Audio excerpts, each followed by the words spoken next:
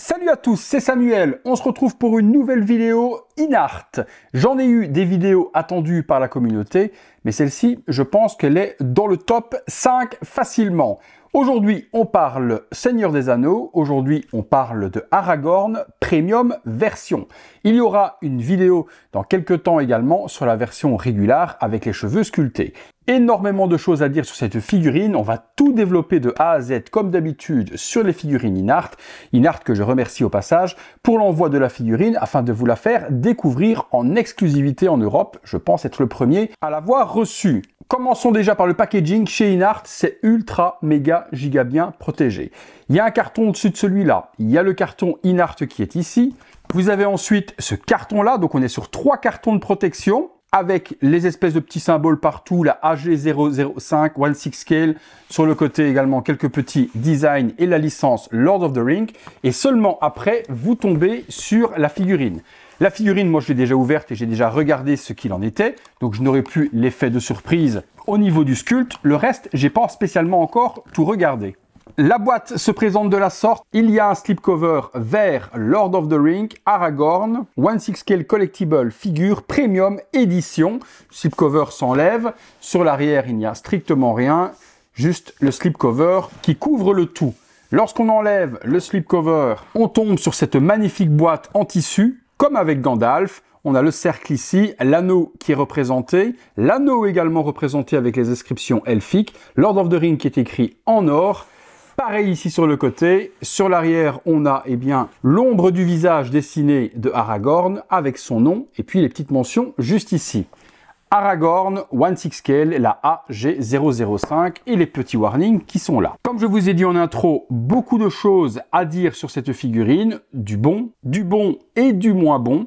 Une des choses négatives sur InArt, ils ont beau faire de superbes figurines, la distribution est une pure catastrophe. C'est un cauchemar lorsque vous précommandez une InArt. C'est simple. Vous savez pas simplement quand est-ce que vous allez la recevoir.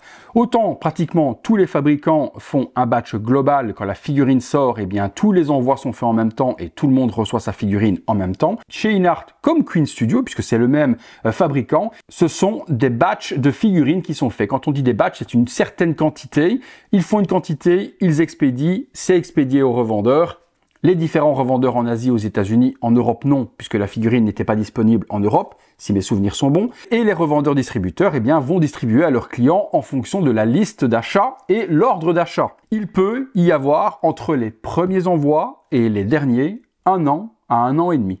Actuellement, Aragorn, le premier batch vient d'être expédié au moment où je tourne cette vidéo, donc une petite quantité de clients vont recevoir leur figurine, or que la figurine de The Batman, qui est sortie bien avant, on doit être simplement, je pense, au 2e batch.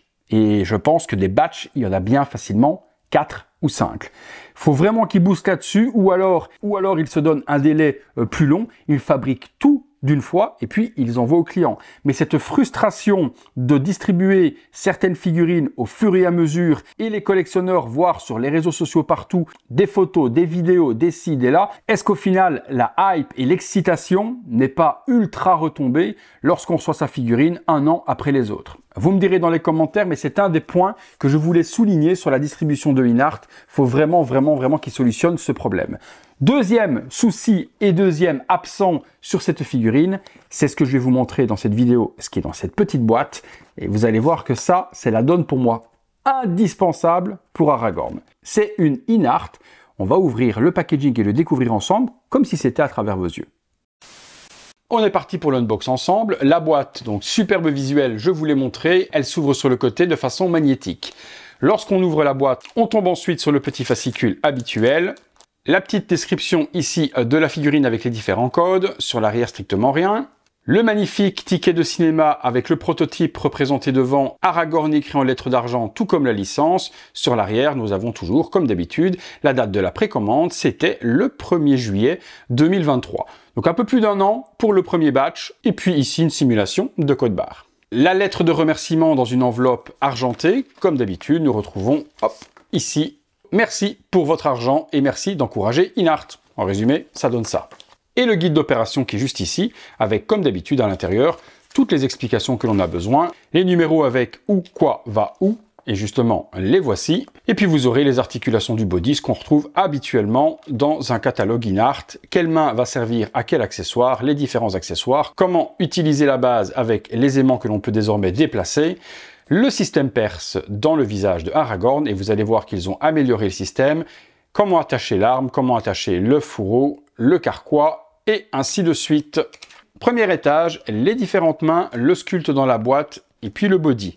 Vous allez remarquer que InArt a changé complètement sa façon d'attacher les sculptes, et ça va être beaucoup mieux, surtout pour le système perce, et ne pas ruiner les cheveux. Deuxième étage, tous les éléments sont emballés de la sorte. Troisième élément, ça on n'avait pas précédemment, c'est pour nettoyer les vêtements, et puis on continue sur les accessoires. On va se détailler tout ça justement dans le box. Je vous montre chaque élément en détail, c'est parti.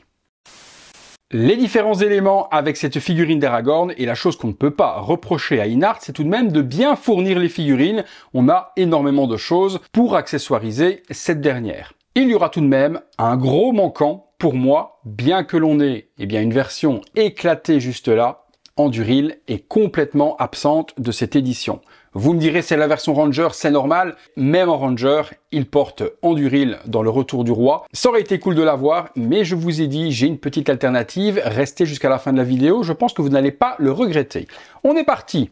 On commence par la base, ça c'est super joli, ils ont floqué la base avec des vraies petites herbes, ça apporte énormément de réalisme. Ensuite, des gros blocs assemblés, patinés, usés. Sur le devant, Aragorn, écrit justement dans la police de caractère du Seigneur des Anneaux, très joli également. Quelques petites touches de verre pour faire comme si de la mousse avait pris le dessus sur la pierre, et puis on a des petites arches tout autour, vraiment une très jolie base. Vous remarquez qu'il n'y a pas de tige à mettre entre les cuisses de la figurine, comme d'habitude juste ici en dessous, vous avez les licences Aragorn, ceci tourne comme cela, on fait tomber le cercle et nous aurons les aimants que l'on pourra placer où vous allez poser les pieds de la figurine. Ça peut aller très loin sur le côté, ça peut aller de cette manière-là. Petit souci, on ne peut pas aller là, donc vous ne pourrez pas mettre un pied devant ni derrière, la figurine ne tiendra pas. Bon, c'est toujours mieux. Est-ce que c'est assez fort pour tenir les figurines et qu'elles ne tombent pas? Je vous le dirai tout à l'heure. Nous aurons la cape qui est juste là, avec la capuche. Capuche dommage, on ne peut pas lui donner de forme, donc on essaiera de faire quelque chose de bien. Si pas, le traitement à l'eau, qu'est-ce que c'est? Vous mouillez, mais pas de façon abondante, la capuche, vous lui donnez la forme, et lorsqu'elle sèche, elle prendra cette forme définitive. La petite boucle ici, avec la petite feuille, est incluse également. Petit baluchon avec une couverture, vous pouvez dénouer et la dérouler. Bon, je vous le déconseille, laissez-la telle qu'elle, vous risqueriez de galérer pour la remettre d'origine. Le petit strap m'a l'air d'être en vrai cuir, je l'espère, sinon dans le temps, au revoir le petit strap. À nouveau, du tissu roulé, certainement une autre couverture à mettre sur l'attirail de Aragorn. Le carquois dans lequel on rangera les flèches, il est en PVC imitation cuir, petit strap, et à l'intérieur, il y a cette petite partie-là, certainement screen accurate, allons savoir ce que c'est, ça m'a l'air d'être un bout de tissu. La ceinture sur laquelle on assemblera tous les éléments, petite boucle avec le petit design et également ici dans la ceinture aussi. Ça m'a l'air d'être en vrai cuir. Différentes flèches, elles sont en PVC, la partie pointe imitation métal, les plumes ne sont pas en vraies plumes. Bon, InArt, ça aurait été bien de pousser le vis et de nous faire ça avec des vraies petites plumes. Un arc qui est bandé avec la petite corde. On aura également un autre arc complètement débandé et différent de celui-ci. Et sur celui-là, il n'y a pas de corde fournie. Le petit fourreau du couteau qu'on assemblera également à la ceinture. Le couteau qui va justement dans ce fourreau et il est en métal. Les gravures elfiques sont dessus aussi. Le manche est en métal aussi, imitation bois. Ceci, je n'en ai fichtre aucune idée de ce que c'est. Je vois qu'il y a un petit truc pour l'accrocher à la ceinture. Mais alors là, j'ai pas la rêve du tout. Vous me le direz en commentaire.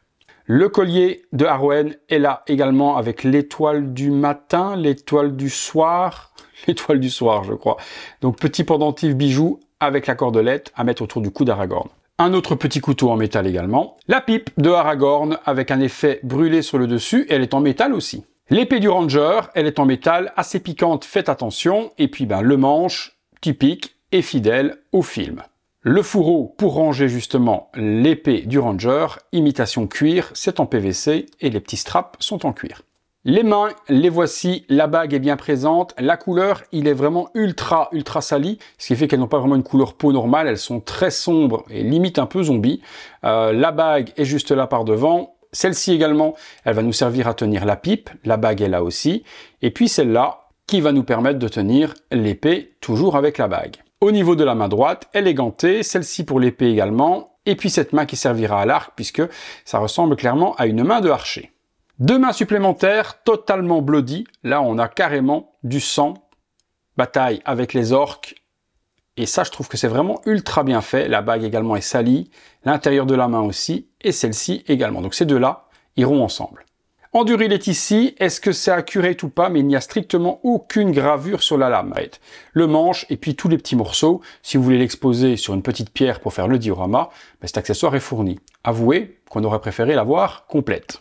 On est parti sur la figurine et là, c'est une pièce d'œuvre d'art. Il n'y a strictement rien à dire sur le body, sur le costume. C'est juste exceptionnel. Commençons par les bottes. Rien n'est en PVC sur le costume. Les bottes sont en vrai tissu nubuck avec les petites coutures.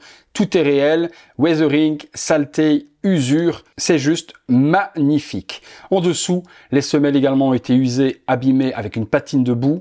Chapeau. Petit pantalon en dessous, on retrouve également un pantalon en espèce de velours. La tunique en dessous de Aragorn est là également grise. On revient par devant avec cette espèce de long gilet avec tous les petits lacets, également dans un aspect un petit peu velours. La veste est extraordinaire. Elle me semble par contre ultra fine et très fragile.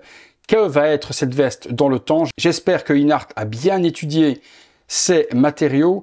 Parce que quand vous allez la voir dans la main, si vous avez acheté la figurine, vous allez vraiment constater que c'est ultra méga fin. C'est pas du cuir, je ne pense pas que ça va s'effriter dans le temps, mais le matériel en main ne m'inspire pas confiance. Maintenant, ayons confiance en Inart, je pense qu'ils savent ce qu'ils font.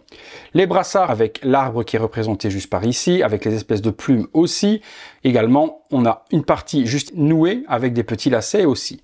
Sur la figurine, les mains sont relaxées, aussi bien l'une que l'autre. De l'autre côté, totalement le même brassard. Sur l'arrière de la figurine, je vous fais vite un petit tour du propriétaire. Comme je vous ai dit, ceci, c'est du très très haut niveau. Vous aurez cette pièce qui est assemblée sur la nuque, qui va nous permettre justement d'accéder au système perse facilement. Fini de devoir décrocher les cheveux et de ruiner la peinture, Inart vient sur le même système que Hot Toys, avec un pegs de la sorte qui rentre dans la tête. On n'aura plus du coup les aimants non plus pour l'orientation de la tête, on part là-dessus. Pour moi, c'est un mal pour un bien. Ce que tout le monde attend, c'est ceci, et je pense que peut-être que beaucoup de personnes ont même switché directement sur cette partie-là et s'en foutent du reste. Bon, j'ai vu tout et n'importe quoi sur cette tête, j'ai vu des photos, des vidéos, et il était pour moi impossible de me faire une idée sur photo ou vidéo, est-ce que le sculpte était réussi.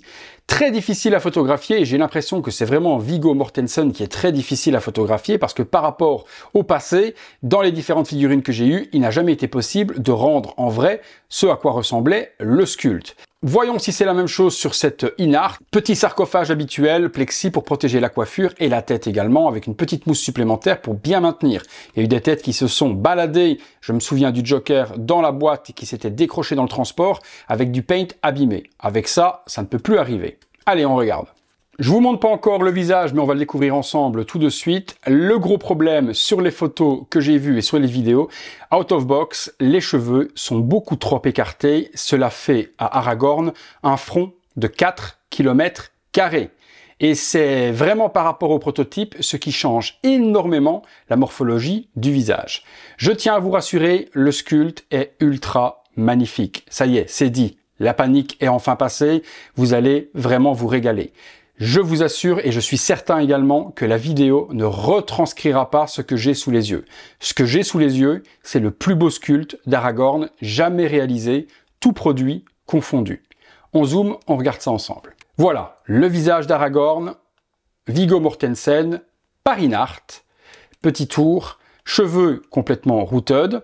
Il y a beaucoup de gel, ce qui fait un aspect un petit peu cheveux gras.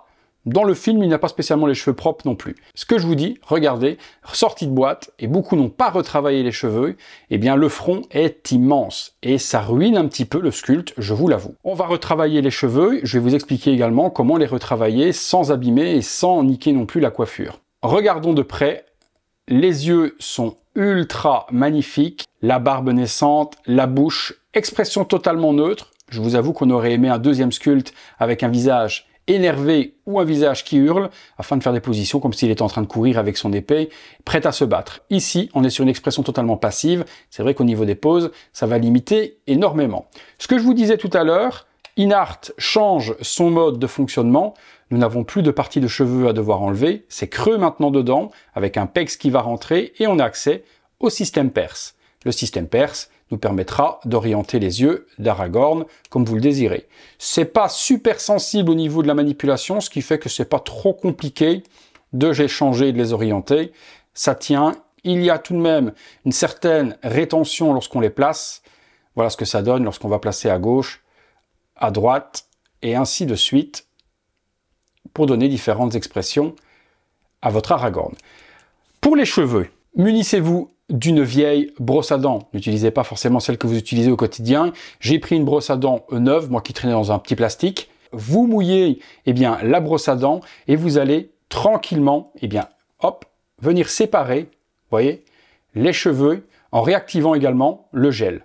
Vous pouvez utiliser aussi, si vous voulez, les espèces de petites brosses que les dames utilisent pour faire leurs cils. Ça fonctionne également, vous mouillez et vous allez pouvoir séparer quelques mèches ici devant qui sont collées d'origine.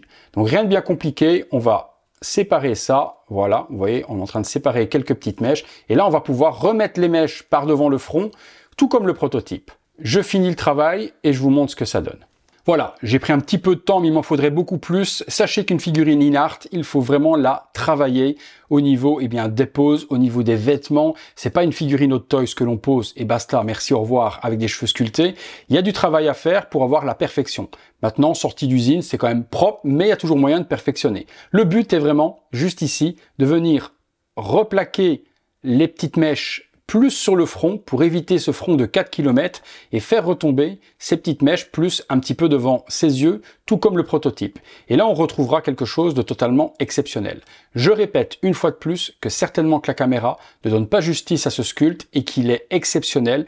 Gardez vos précommandes si c'est le cas, jugez en main et si vous n'aimez pas, de toute façon, vous pourrez la revendre même plus cher que ce que vous l'avez acheté. Faites-moi confiance. On est sur ce qui se fait de mieux. Le bémol également que certaines personnes ont relevé, c'est cet œil juste ici qui est un petit peu plus fermé que l'autre.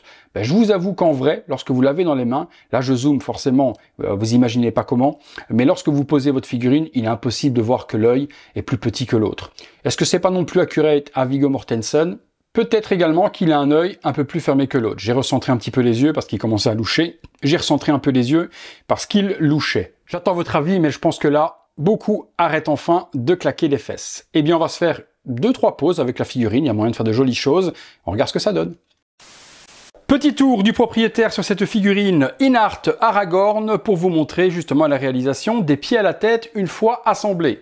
Pour le moment, pas de pose, pas d'accessoires, juste sorti de boîte. J'ai juste posé la tête sur le corps et posé la figurine. Les aimants, ça tient. Maintenant, c'est toujours pas les aimants de ouf non plus, on se ment pas. Allez, on se fait une ou deux pauses. Quelques éléments assemblés sur Aragorn, je lui ai mis la cape avec la capuche, également l'épée, la ceinture, le couteau. À l'intérieur du fourreau de l'épée, vous pouvez également y ranger. Juste là, le couteau, c'est un détail que je n'avais encore jamais vu.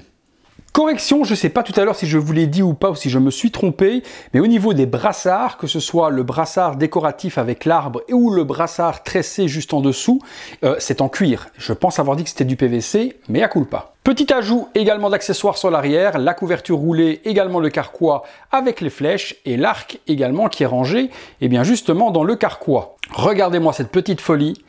Il y a moyen vraiment de faire des poses de dingue, emblématiques, charismatiques, muséum. Cette figue, elle est exceptionnelle. On continue. Petit look avec la capuche, en train de fumer sa pipe, comme on le retrouve dans le tout premier film dans la taverne. Vous pouvez faire ce look également, pas spécialement le plus emblématique non plus. Pose emblématique d'Aragorn avec l'épée sur le côté, pose que l'on connaît également lorsqu'il attaque avec une autre épée que celle de Ranger, en duril. C'est là, si vous êtes resté jusqu'ici sur la vidéo, que vous allez vous régaler sur ma petite astuce. Il y a quelques années, Noble Collection a sorti en duril ou 1/6 en coupe papier dans un superbe joli coffret de bois Lord of the Rings sous licence. Ça, vous le trouvez dans la description de la vidéo, je vous mettrai le lien, qui est non affilié ni quoi que ce soit, je n'y gagne rien du tout. C'est un petit tips gratuit. Si mes souvenirs sont bons, elle coûte 39 € et vous avez à peu près 5 € de frais de port. Avec le code bienvenue 5, vous avez 5 € de remise. Je vous montre également à quoi elle ressemble et on va la comparer également avec l'épée du Ranger pour voir si niveau taille, eh bien elle n'est pas overscale. Elle est complètement en métal et elle est détaillée, mais bien plus que celle de Inart. Toutes les gravures sont là dans la lame, c'est ultra piquant également, faites super gaffe. Elle brille de 1000 feux. Au niveau du manche et de la garde, c'est détaillé même juste ici. Alors comparons, sachant que Anduril est un petit peu plus grande que l'épée du Ranger. Niveau taille, regardez, ça ne me semble pas spécialement overscale. Les tailles pour moi sont respectées et puis sans avoir l'une à côté de l'autre, vous allez voir qu'une fois qu'on met Anduril dans les mains de Aragorn, l'effet est à 200%.